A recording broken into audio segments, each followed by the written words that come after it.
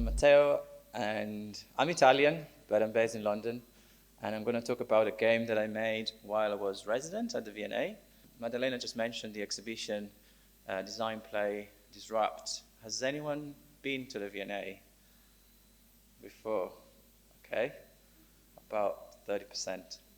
So if you haven't been to the V&A before, it's the Victorian Albert Museum. It's a huge museum in West London, and it's basically a huge collection of mostly colonial loot, so stuff that the British stole around the world, and also stuff that they acquired through various strange processes. But it's also a huge archive of design and craft and art. And I was there as a resident for the video games exhibition, but I didn't make any video games while I was there. I actually made board games. So as I was saying, I was at the V&A, I was doing this residency on games, but if you look for games at the V&A, you actually don't find any, because they have a sort of satellite museum, which is called the Museum of Childhood, where they store a lot of games and toys from all around the world, from about many years ago up till now. So I went to the Museum of Childhood and I started doing some research, and a pattern started to emerge, which I think is best evidenced through this game called Memory.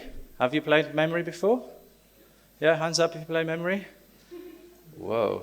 Okay, pretty much everyone played Memory. So I don't need to explain it, but I played Memory a lot as a kid, and when I looked into it, I liked playing Memory, but I also realized that the sort of morals, the behaviors that the game fosters are a little bit problematic, because when you play Memory, you have to hoard cards, and you win by not sharing any information, and essentially you win by exploiting other people's mistakes. So I knew that I wanted to hack this game.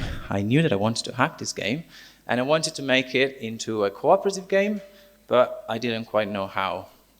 And then, around that time, this lady, who was my grandma, she died, and she struggled with dementia over her last years. So we watched her memories dissolve and get tangled and confused, and also we watched her lose her ability to tell stories, which for her were very important, because she didn't really write, she didn't read much. So for her, her identity was tied to oral storytelling. So that was February this year, and a few days after the funeral, I found myself scrolling through pictures, and I found this one, which is me and her playing Memory just a few years ago, and I actually forgot about that. That was 5 years ago, probably.